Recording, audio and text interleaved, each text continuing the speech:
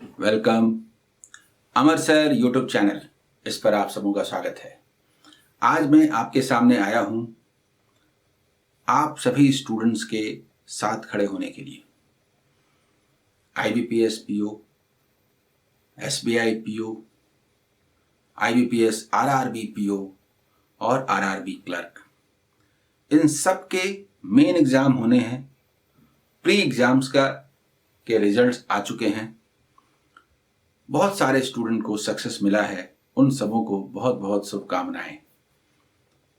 उनको मेन में स्ट्रैटेजी के तहत प्रिपरेशन करना है और एग्जाम देना है और अंतिम सिलेक्शन लेना है। स्ट्रैटेजी मैं पहले बना चुका हूं, उसके आधार पर आपको सक्सेस मिलेगा, इसका मुझे पूरा विश्वास है।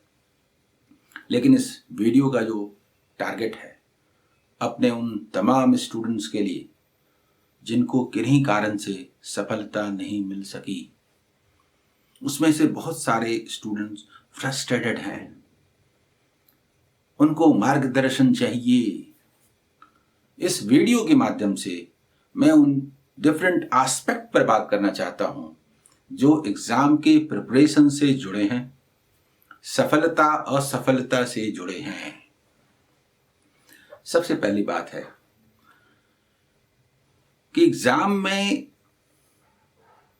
जब बहुत अच्छा परफॉर्म करते हैं तब तो कोई बात नहीं है, सिलेक्शन तो होना है। लेकिन कट ऑफ के आसपास बहुत थोड़ी से किसी का सिलेक्शन होता है और बहुत थोड़े से कोई बाहर हो जाते हैं। प्री एग्जाम का रिजल्ट आया, उसमें सेलेक्ट होने का मतलब ये भी नहीं है कि आपको सब कुछ आता है, और उससे बाहर हो जाने का मतलब ये भी नहीं है कि आपको कुछ नहीं आता है। ये दोनों ही कंक्लूजन गलत हैं। प्री में बहुत अच्छे मार्क्स से आप क्वालिफाई करते हैं, ये क्रेडिट की बात है। ये आपके प्रिपरेशन, उसके डायरेक्शन को बताता है और मेन के लिए आपका रास्ता भी आसान बनाता है। ये वो अवसर है जब आपको ये सोचना है कि किसी कारण से यदि आपको सक्सेस नहीं मिला तो उसके क्या रीजंस हैं। क्या आप कैपेबल नहीं हैं? क्या आपकी तैयारी अधूरी रह गई? बहुत सारे स्टूडेंट्स को विश्वास हिल गया जैसा लगता है। मैं इसके डिफरेंट एस्पेक्ट पर बात करने जा रहा हूं। ऑनलाइन आप सभी मुझसे पढ़ते हैं, मैंने चेहरा नहीं देखा, लेकिन आपके कमेंट से आपका चेहरा, आपका प्रिपरेशन सब कुछ दिखता है। और मैं आप सबों में ज़्यादातर लोगों को जो रोज आते हैं, ऑनलाइन मुझसे पढ़ते हैं, यूट्यूब पर पढ़ते हैं, डिफरेंट प्लेटफॉर्म पर पढ़ते हैं, बहुत नज़दीक से जानता हूं। आज मैं वो कमेंट भी करने जा रहा हूं। सबसे पहली बात यह है कि असफलता एक अवसर देती है ये सोचने का कि मुझे सफलता क्यों नहीं मिली, ताकि हम अपनी गलतियों को नहीं बोलना चाहिए। अपनी खामियों को, अपने उन ब्लैंक्स को भर सकें जो भरना जरूरी है। सक्सेस मिलना अच्छी बात है, लेकिन लगातार जब सक्सेस मिलता जाता है तो आदमी बहुत सारी गलतियां भी करता रहता है। उन गलतियों को सीखने समझने के लिए कहीं ना कहीं जब उसे ठोकर लगती है तब वो उसको देखता है। मैं ये नहीं कह रहा कि जिनका सिलेक्शन नहीं हो पाया उन्होंने गलतियां की, ये मैं नहीं कह रहा। मैं तो कह रहा हूं डिफरेंट एस्पेक्ट्स, डिफरेंट फैक्टर्स हैं। सबसे पहली बात यह है कि प्री एग्जाम और मेन एग्जाम का नेचर अलग अलग है। सबसे इंपॉर्टेंट बात, जिन स्टूडेंट्स का सिलेक्शन नहीं हो पाया उन्हें मैं नजदीक से जानता हूं, वो बहुत कैपेबल हैं। अगर प्री निकल जाता तो मेन एग्जाम में उनके रुकने का सवाल नहीं है। ये सबसे पहले आप नोट कर लीजिए। आपने इतना स्टडी किया है, आपका कंसेप्ट पूरी तरह क्लियर है, आपने इतनी मेहनत की है। किसी कारण से चूंकि प्री का नेचर थोड़ा अलग है और मेन का बिल्कुल अलग है, आपके अंदर वो दम है कि मेन एग्जाम को आप पहली बार में निकालेंगे, इसका मुझे पूरा विश्वास है। प्री में थोड़ा अलग नेचर है, कंपटीशन का एक अलग स्तर है, वो स्कोरिंग है और कई स्टूडेंट जो अच्छे हैं वो आसान क्वेश्चन में उतना अच्छा परफॉर्म नहीं कर पाते जितना कि टफ क्वेश्चन में करते हैं, जैसा आप लगातार करते आ रहे हैं। प्री एग्जाम में कहाँ दिक्कत हुई? तो पहली बात तो यह है कि मैं ये कहता हूं कि कोई दिक्कत नहीं हुई, आपने अच्छे से दिया। जानते हैं कहाँ दिक्कत हुई? मतलब आपके अंदर कोई वीकनेस है ऐसा नहीं है। मैं आप सभी स्टूडेंट्स को नजदीक से जानता हूं, प्री के लिए भी आपको दिक्कत नहीं है। दिक्कत कहाँ है?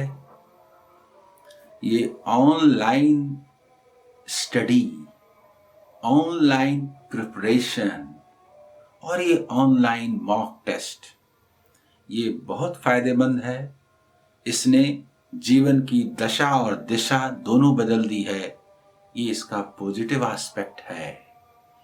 लेकिन सिक्के के दो पहलू होते हैं। इस ऑनलाइन स्टडी ने आपको इतना इन्वॉल्व कर लिया कि आप बहुत थक गए, बहुत ज्यादा ऑनलाइन लगे रहे, इसका परफॉर्मेंस पर असर पड़ा। आप सब कुछ पढ़ लेना चाहते हैं, दिमाग थकता है। मेरी नजर में अगर नेगेटिव एस्पेक्ट है, चाहे सक्सेस मिला हो तो भी और नहीं मिल पाया हो तो भी, बहुत ज्यादा ऑनलाइन लगे रहना है। ऑनलाइन स्टडी का फायदा उठाना चाहिए, उसके पॉजिटिव एस्पेक्ट को देखना चाहिए। कई स्टूडेंट्स ऐसे होते हैं जो साइड पर साइड ढूंढते रहते हैं, सबों का वीडियो ढूंढ ढूंढ के देखते रहते हैं। आप मुझे बताइए, अगर कोई एक चैप्टर पर कोई कॉन्सेप्ट चाहिए, आप 1 video, 2 video, 3 video, 3 sides, 4 sides इधर उधर जाते जाते अंत में पजल्ड हो जाते हैं, थक जाते हैं, दिमाग भारी हो जाता है, पढ़ने की इच्छा प्रभावित होती है। बहुत ज्यादा ऑनलाइन स्टडी, इसका नेगेटिव इफेक्ट भी है। मैं ऑनलाइन मॉक टेस्ट के बारे में मैं फिर एक बार कहने वाला हूं।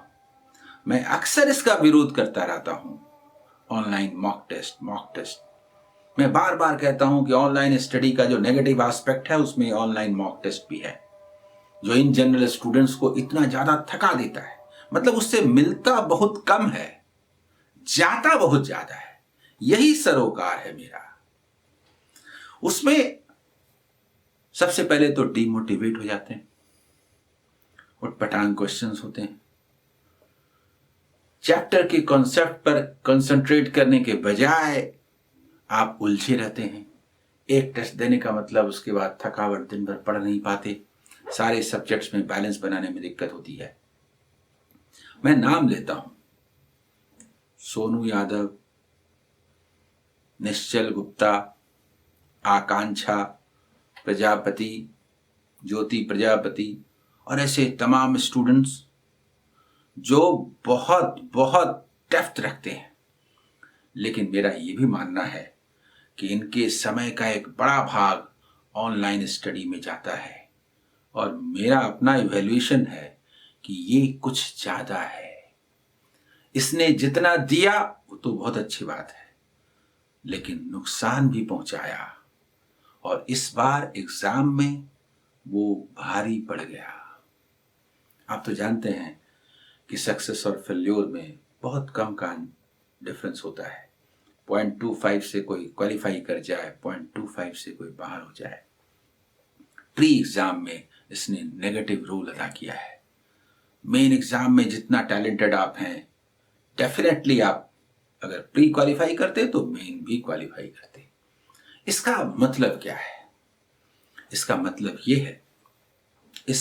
ये है कि आपके अंदर दम है, डिमोरलाइज होने का कोई कारण नहीं है।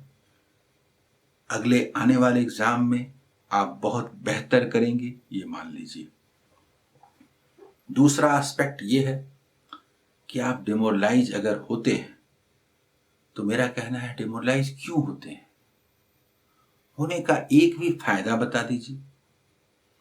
होने पर क्या प्रिपरेशन छोड़ देंगे, कोई नया लाइन ज्वाइन करेंगे जिसमें आप बस पास होने वाले हैं, वही आपकी मंजिल है। इसलिए डिमोरलाइज होने का कोई कारण नहीं है। प्री में आप मिस किए हैं, मेन में मिस नहीं कर सकते, ये नोट कर लीजिए। मैं ये बात कहता हूं, लेकिन मैं एक और बात कहने वाला हूं। मैं निश्चल गुप्ता को कहता हूं, सोनू यादव को कहता हूं, ज्योति प्रजापति को कहता हूं, आकांक्षा को कहता हूं, साहू जी, अजीत साहू जी को कहता हूं, और बहुत सारे नाम, अभय कुमार ठाकुर को कहता हूं, और बहुत सारे नाम, अभय ईशानी जी को कहता हूं। ये सभी बहुत टैलेंटेड हैं, लेकिन आज मैं एक विशेष बात बोलने वाला हूं। ऑनलाइन टेस्ट, मॉक टेस्ट, इसका मैंने विरोध किया। मॉक टेस्ट का मैंने विरोध किया, लेकिन चैप्टर के क्वेश्चन के टेस्ट का विरोध नहीं किया है। चैप्टर के क्वेश्चन के टेस्ट पर आपको कंसंट्रेट करना है।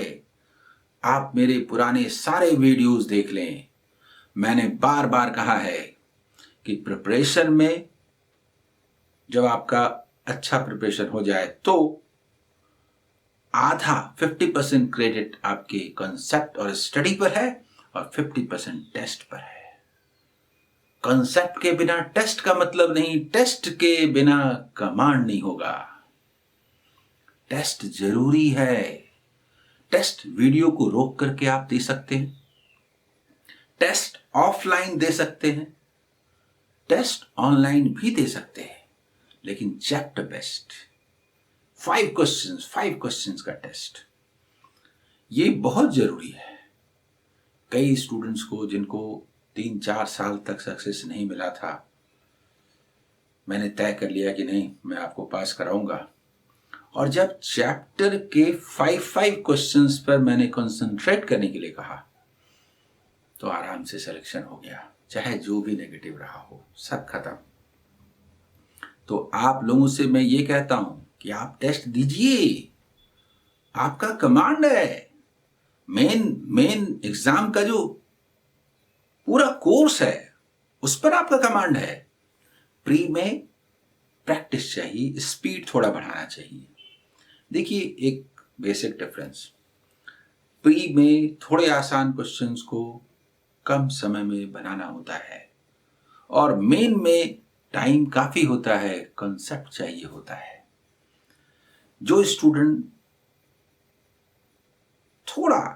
थोड़ा मतलब वो उतनी तेज नहीं है, एवरेज है, उनको प्री में थोड़ी दिक्कत होती है, मेन में दिक्कत नहीं होती,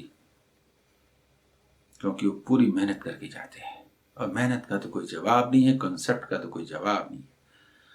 जो थोड़े तेज होते हैं, आईक्यू जिनका थोड़ा ज्यादा अच्छा होता है, वो प्री में बड़ा जल्दी पास कर जाते हैं, लेकिन उनका कंसंट्रेशन प्रॉब्लम भी होता है। मेन में कंपैरेटिवली उतना अच्छा परफॉर्मेंस नहीं होता जितना प्री में। ये मेरा 25 साल का तजुर्बा कहता है, टीचिंग एक्सपीरियंस। एक स्टूडेंट जो प्री में बहुत अच्छा करता है, मेन में उतना अच्छा नहीं करता, और जो स्टूडेंट मेन में बहुत अच्छा करता है, प्री में उतना अच्छा नहीं करता। ये प्री मेन जो आज के दौर में एसबीआई पीओ और आईबीपीएस पीओ ने बनाया है पैटर्न, उसके कारण ये डिफरेंस पैदा हुआ है। ये अच्छा भी है, 2 एग्जाम पैटर्न एक स्टूडेंट को हर तरह से इवैल्यूएट करते हैं और एक अच्छा स्टाफ बैंक को मिलता है। अप्रिशिएट करना चाहिए और अपने को उस एग्जाम के लिए तैयार करना चाहिए। तो मैं ये कहता हूं कि ऑनलाइन स्टडी का उपयोग कीजिए, यूज कीजिए। आप उस पर हावी हों, आप उसको हैंडल करें। ऐसा न हो कि वही आपको हैंडल करने लगे। ऑनलाइन नेट सर्फिंग आदमी को थका देता है।